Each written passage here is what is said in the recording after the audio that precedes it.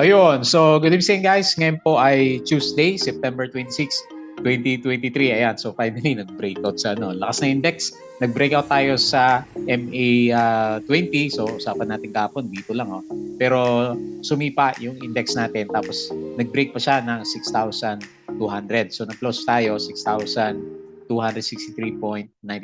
Tapos good vibes si market kasi pinitik pa niya nung pre-close natin. So umabot tayo ng 1.48%. So marami po sa mga blue chips natin is maganda yung galaw nila for today's trading natin. At dito sa mga trending stocks, ang malakas dito si Green natin, nag-up siya ng 7.2%. At saka si Monde, nag-up siya ulit ng 3.06%. Ayan, so good vibes yung market natin. Pero hindi ko alam kung saan galing to, baka sa MPI na to na transaction, meron siyang 15.2 billion net foreign sale. Laki naman nun. So merong big transaction na nangyari dito sa mga stocks natin. So siguro bukas natin makikita or doon sa invest ako ano yung usapan. Hindi ko na na-research kung saan galing to. Pero kung titignan mo yung galaw ng market natin, very strong siya for today's trading. So namamas yung net foreign buy. Kasi kanina, bago nag-close yung market natin, iba nasa 400 million net foreign buy tayo. Tapos yun nga, nagkaroon ng biglang 15.2 billion na net foreign sell. Okay? So ito po yung mga trending stocks natin. Si Green nga kasi nag-up siya ng 7%. So maganda yung galaw niya. Si Monde nag-up ng 3.06%. Okay din siya. Ito pala si Now. So Green tsaka Now yung malakas for today's trading natin. Kasi si Now nag-up siya ng 10.62%. So matakin mo in just 2 days halos o umabot ng 20% na gain itong sinaw natin pagkatapos siya mag-break out sa downtrend na channel niya. So hopefully ganyan din yung galaw ng ibang stocks natin. Halimbawa si GGS, di ba? Nag-up siya ng 6% for today after niya mag-break out doon sa downtrend na channel niya. Si dito natin is nag-up pa rin naman siya, nag-up ng 1.23% kahit na medyo atas na ng ginalaw niya, di ba? So good vibes friend yung mga traders natin sa kanya. Si Security Bank, pinag-usapan na for the first time kasi meron din siyang magandang galaw. So nag-up siya ng 2.65%. Si FCG, mukhang hindi pa tapos yung correction natin. Meron siyang 1.39% na loss for today. At saka si Green, so nag-up na siya ng 7.02% naman. Okay? So, good vibes tayo sa week na to. So, disclaimer pa rin guys, yung mga bago dito sa channel natin, yung ating review is for education purposes lang po to So, huwag mong gagamitin to as a reason para mag-buy, sell, or hold ng ating stocks. Meron pong risk na involved, pataas or pababa yung galaw ng ating market. Pero ngayon, good vibes tayo kasi ang dami sa mga alaga natin is medyo pumipitik nga po siya. Okay? So follow mo ako guys dito sa ating Palabi Trader na YouTube channel para updated ka dito sa mga reviews natin. Subscribe ka lang po. Or kung gusto mo naman sumali sa trading group natin, meron tayong community. So join ka lang dito sa membership button po natin. May join dyan. So kung nakasubscribe ka, salamat po. And then check mo na po yung ating uploaded videos, yung ating mga sample company reviews, yung ating mga sample trades, yung ating mga basic indicators. So sabi natin, pag medyo maganda-ganda na yung market natin, gawa tayo ng mga basic ulit na review about sa stock market kasi medyo natenga na yung mga post natin. Tapos building yung fundamentals is yung mga risk management. Tapos yung PSC stock market studies natin para sa mga simple na items dito sa market. Halimbawa yung mga tender offer natin, di ba? So patapos na si Metro Pacific Investments naman natin. Okay? So follow mo din ako guys dito sa ibang social media. Crypto ko to para sa mga play to earn games natin. So check na lang po yung mga posts natin dyan. Yung ating social media dito sa ating Facebook account. So check na lang po. Follow mo na lang ako. Especially ngayon. Medyo gumagana na yung market natin. Palawi Trader na Facebook page. Ayan. So bigli ka na lang po sa dalawa. Bodega Pick, yung mga articles sa local market, dito sa US market at saka dito sa crypto. Tapos yung ating money earners sa mga side hustles po natin. So mga passive income natin yan. Mga websites na ginagawa natin. So yan yung pinagkakabalan natin bukod dito sa PSE market naman. Okay? So tingnan natin yung summary ng index. So hindi ko na double check kung saan galing tong 15.2 pero meron nakalagay pala dito. Ayan, so value turnover 35.16 billion, block sale pala ni MPI. So yan na po 'yon. 28 billion yung block sale niya. So net foreign tayo is 15, pero may block sale na 28. So ibig sabihin may 8 billion sa galing pa yung naiwan diyan. So mukhang good vibes yung market natin na. So nag-up tayo 1.48% nga po, and then lahat po ng indices natin is berde. So pinakamataas sa finance saka sa property. Si property alam po si Ali kasi medyo pumitik, SMPH, di ba? Umakyat din siya. Sa finance sector natin, sina BPI, BDO, so medyo gumalaw siya. Tapos sa holding firms, si GGS natin, so medyo sumipa ng malakas yung ating price action naman sa kanya. So meron pala tayo dito ibang indices. Meron tayong thematic index, mga dividends saka mid-cap na stocks. So pwede rin yan. Merong thematic baskets yan to trade Asia. So pwede nyo tingnan yan. BPI, so nag-up siya 2.79. Ayala Led Bank prepares second tranche of bond offering. Tapos, medyo kakaiba tayo ngayon. Mukhang hindi tayo sumasabay sa global market. Kasi yung Asian market natin, laglag, pero sa Philippine market, outlier talaga. Kasi nag-up siya ng 1.48. Samantalang sila is drop naman. So, out of sync tayo sa Asian markets. Baka pag pumitik itong si Asian market, si Philippine market naman magkaroon ng pullback. Kasi yung galaw ng index natin, di ba? So, ilang araw na berde na. So, medyo malaki na rin yung yung ginalaw po ng ating pinaka-index. So, Ali, so nag-up siya 3.69. Si Iris nag-drop 0.77 and is listed real estate investment trust ay the development of the biggest edge zero carbon portfolio in the country. So, may bago siyang project siguro dyan. DMC, so okay din yung galaw, is scheduled to open 2 new mines in the coming months. FGen, up siya 1.86. Confirms EDC. So, wala si EDC, natilis na yan. MEG, launch its 6 residential condominium. Metrobank, medyo nag-drop. Recognized by Asian bankers as the strongest bank in the Asia Pacific. O, di ba? So, ganda ng title ni Metrobank pero hindi umakyat. May quick look si Philstar natin. Ano ba 'to, mga REITs, yung mga ito yung parang traffic kasi bumagyo sa di ba, sa Pinas. So, lampas tao yung yung baha. So, market condition. So, parang may memes dito si Philstar natin. So, Finance Department ready to privatize yung Pagcor. Si Lotto ba ulit yan? Tapos yung galawan natin kanina, okay, Mega World, DMC, basa natin yan. ICT unit in Mexico and Colombia achieve operational milestone. DFNN raises 2 million from sale of unit.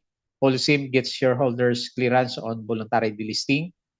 SMC, si SPIN Easy kaya, parang wala pa rin Pabalik na yung market dapat magbukas na siya.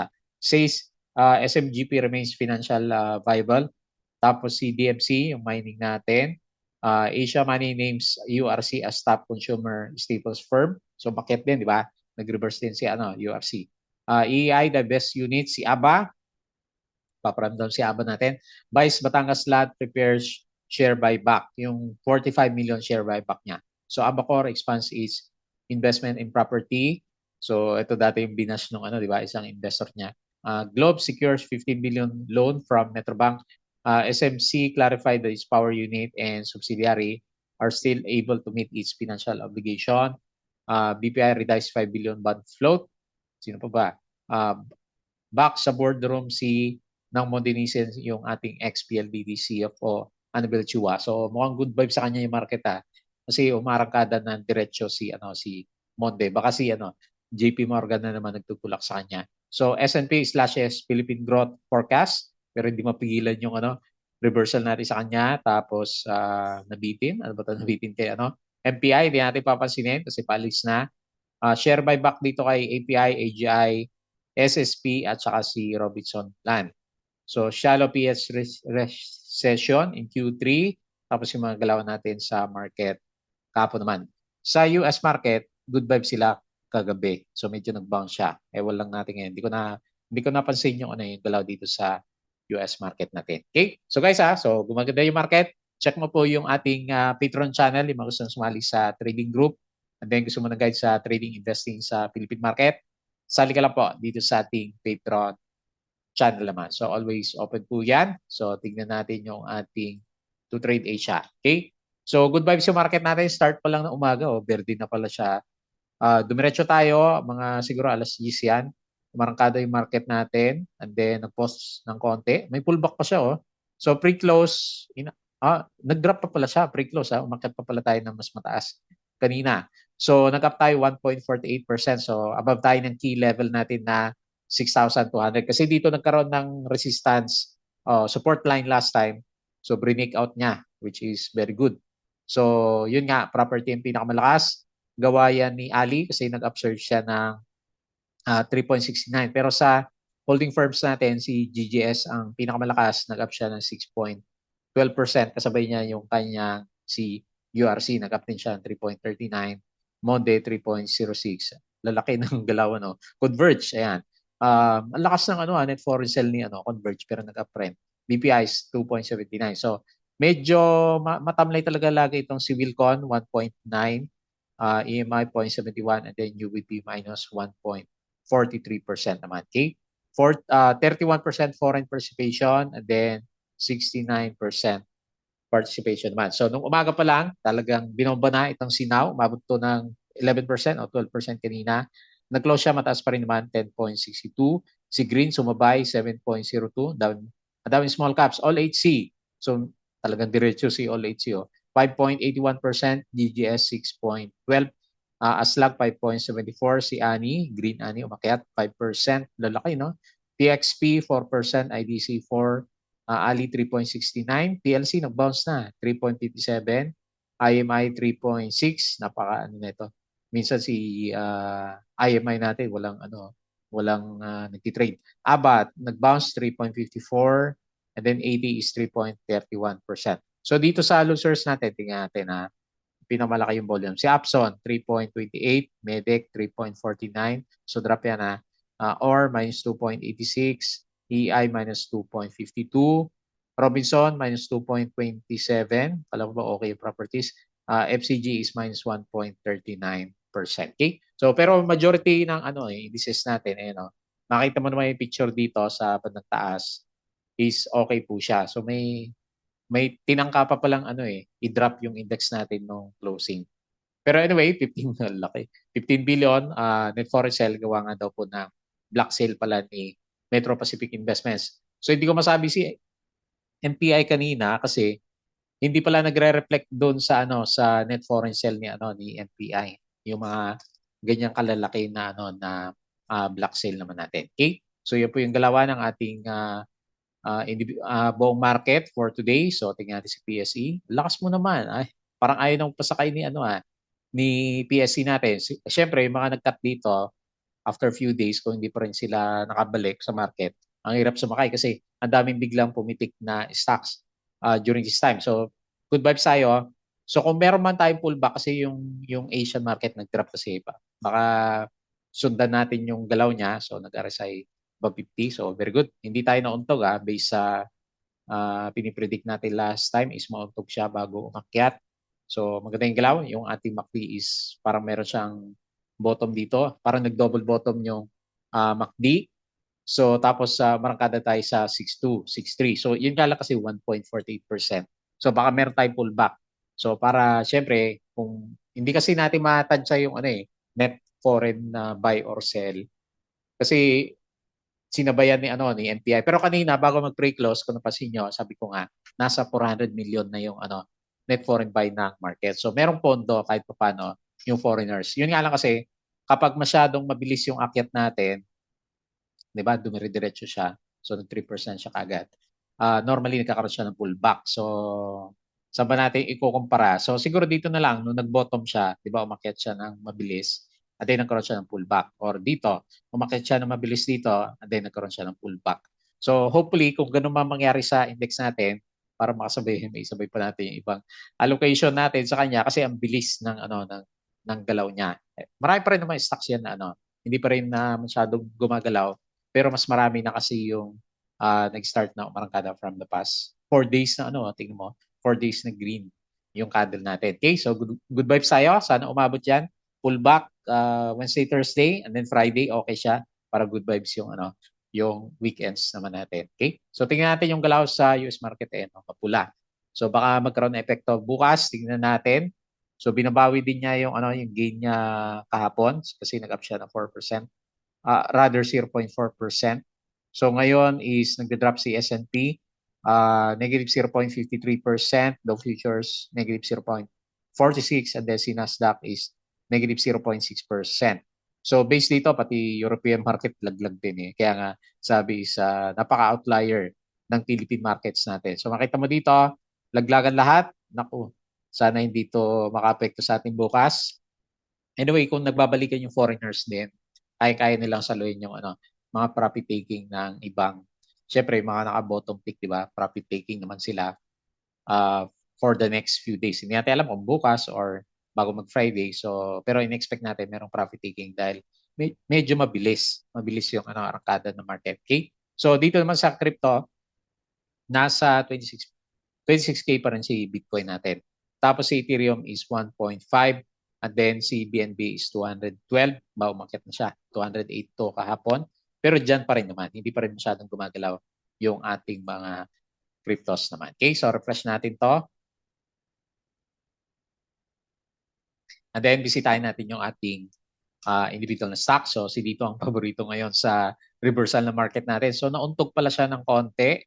Okay, so pero pumipilit siya, no? Binasa niya yung resistance kahapon sa 2.56. Kaya pala nag-trending siya kasi halos butasin niya ulit. So meron siyang flag formation dito. Malaki yung volume, tapos malakas. Malakas yung RSI, malakas yan. Kasi nag-stay siya dyan sa bandang taas kahit meron siyang profit taking kanina. Pero tingnan natin kasi umakyat na to ng 28%, di ba? In just 3 days, 4 days. So hopefully buying volume tong natira sa kanya. Nasa pa rin naman siya, nasa magandang itsura ng flag formation. Siguro kung naghahanap ka ng pattern, ito. So meron siyang pattern dito ng flag last time. Nung magkaroon siya ng breakdown, so doon siya nagkaroon ng pullback. Ngayon hindi pa naman siya hindi pa basag yung flag formation. Ito, meron siyang flag ulit dito last time. So drawing natin ito. Ayan pwede mong sabihin nag-flag siya last time and then nagkaroon siya ng drop. So siguro hanggat hindi naman nag-breakdown below 2.36, then pwede natin sabihin kahit nandito lang yung price action, strong pa rin si dito. So kaya kailangan makita natin na lagi siya nag-stay dito sa 2.4 kasi support din naman niya yan dyan sa MA 100. Nag-retest siya kanina, di ba? So yan yung trading range ito yung pinaka-trading range na pinapakita ni dito natin. Okay? So nandyan yung pinaka-price action. Ayan. Tignan natin, call boys pa rin ba yung nandito sa kanya. So nag-up po siya 1.23%. Wala nang foreigners. 1.9 million net foreign buy, campus call, buyer, and then call PEP yung ating pinaka-main seller. So tayo yung nag-trade dito kay dito natin. So nonetheless, up siya ng 1.23%. Okay. So next, winner natin, pinaka-winner for today. Sinagad pala niya dito sa MA100, yung initial na pinakita niya na major resistance, may gap up pa pala si grabe. So congrats dun sa mga malakas yung loob na sumalo sa kanya kahapon. Umabot siya ng 15% and then nag-close siya ng 10% for today's trading natin. Since meron siyang gap, nag-gap up siya eh. So yan yung ilalagay natin na immediate na resistance, support 1.2 siguro o 1.16 kasi may gap until 1.33, which is kung box naman niya, pag-uusapan natin, nandito naman siya. Ayan. So box per box para madali makita ko nasa yung trading range ng mga stocks natin. Yun lang, nag-overbought na siya kagad dahil sa lakas ng mga buyers natin. Pero locals lang to, di ba? So nag-up siya 10.62%, walang foreigners. Call BPI ang buyer and then call Philstock yung ating pinaka-main seller naman. Okay? So dito sa mga trending stocks, wala na akong nabasa na mga bago news sa mga stocks natin. So kumbaga, yung mga galawan natin dito sa market natin is more on sentiment na ng mga traders natin kasi wala tayong makitang mga news, technical bumps na mga stocks. Okay? So next, si Monde. So diretso pa rin si Monde, no? Ganda ng galaw na ito. Yun, no? So strong yung ating MA9. Napaka-strong ng trend ni Bigla naman nagbago yung trend niya. So tignan mo nga naman, no? Pagkatapos ibenta yung stock natin, ngayon naman, bili ng bili yung mga traders natin sa kanya. So support is 8.8, 8.7 or dito sa trend lines na ginuguhit natin pero mukhang sagad na siya. nag-overbought na siya eh. So check mo na lang kung meron kang hawak. Uh, Meron pa naman siyang igagalaw based dito sa price action natin until dito sa 9 9.7 kung masusundan yung yung dinodrawing natin na trend channel para kay Monday naman. Okay, so overbought tayo ng konti dito sa RSI 70 and then meron tayong maganda pa rin no, yung yung MACD. Tapos yung volume niya very healthy. So tingnan natin. Parang si JP Morgan tagatulak natin dito eh. So nag-up siya 3.06%. Net foreign buy wala. 965,000. Huminto si JP Morgan. Hindi natin siya makita. Okay. So Papa Salisbury ang buyer and then Papa Mandarin yung ating pinaka main seller kay Monday naman. Okay? So good vibes pa rin tayo dyan. Next isa sa mga nagre-reverse na stocks yung banks natin si Security Bank. So meron na rin siyang malakas na buwelo dito. So nag-bottom din siya. Nagkaroon din siya ng inverted Dow G dito sa 74.5. Nag-breakout siya kanina pero medyo nag-pullback. Pero anyway, tingin natin kung start na talaga ng reversal kasi na-break niya yung MA9. Medyo nauntog na siya. So anyway, remains to be seen kung yan na yun. Pero may sinasabi siya, may volume siya for today's trading natin. So marami na rin siguro sumalo. Dito kay Security Bank, yung RSI is nasa bearish side pa rin naman pero medyo malapit na siya. Yung current value niya is RSI 44 level naman. Okay? So anyway, good vibes. Good vibes pa rin naman to. Kasi okay. Okay yung galaw niya. Laki ng kadila pero 2.65% lang pala yung up niya. So minus 67K net foreign sell. SB Equities, Macquarie ang buyer and then Maybank Macquarie yung ating pinaka main seller naman sa kanya. Okay? Tapos next si FCG nag-pullback. Ayan. So, ano ba yan? Papasakay o talagang pullback si FCG natin. So, nagtatry siya mag-retest. Okay, bumabalik dito sa support MA9. Tingnan natin. Baka meron siyang shakeout dito. So, ito naman yung pinaka-box natin sa kanya which is nandoon pa rin naman kailang kinain na niya yung ibang gainers sa mga traders natin dito. So, nag-drop na siya ng 5% mula doon sa pinaka-peak naman natin. Okay? So, tingnan natin. Nag-drop siya 1.39% minus 145K net foreign sell. Abacus CitySec ang buyer and then Abacus FMS yung ating pinaka-main seller. And then lastly, so isa sa mga nag-spike, si Green, si Ani, ayan. So magkasabay po sila nag-spike and then mukhang gusto talagang di ba? So mukhang gusto na siyang reverse pero naglo-lower high siya lower low pala. Naglo-lower low siya. So anyway, tingnan natin kung nabura na yung mindset about sa 0.25 peso na bili ng investor sa kanya. Kasi meron siyang breakout dito. So breakout to. Medyo maliit lang yung kandila pero 6% siya, di ba? Tapos meron siyang sign. Kahit pa paano, may volume naman siya 2 days na meron siyang malalaking volume dito. So medyo may gusto magtulak siguro dito kay green natin based sa price action niya. So okay yung RSI, nagre-recover plus okay din yung pinaka-MACD formation naman natin sa kanya. So next resistance pala, kung sakaling matuloy ulit yung galaw is dito sa zero. Medyo malaki yan ha. Maliit yung drawing pero pag sinukat mo yan, ayan halos 20%. Kasi ito, meron siya malaking drop dito. So nauntog siya dito sa malapit pero nag-breakout yung candle niya tapos may volume baka meron siyang ipitik pa bukas bago natin makita kung talaga reversal na si green naman natin. Okay? So tingnan natin yung ating price. So mataas 7.02%. Tapos meron siyang foreign 5.7 million net foreign buy. AAA saka si U ang buyer, Triton U yung ating pinaka main seller naman. Okay? So anyway, based dito sa galaw natin, syempre good vibes tayo ngayon. Kasi yung pinaka-index natin is halos lahat umakyat. So totoo na sign of reversal yung nandito sa kanya. Ito, yung nakita natin dati na Morningstar, di ba? Tawag nila dyan. May bearish, may doji, tapos meron tayo bullish engulfing. Yung bullish engulfing niya parang dalawang candle eh. So bago natin nakita yung spike na yan. Okay.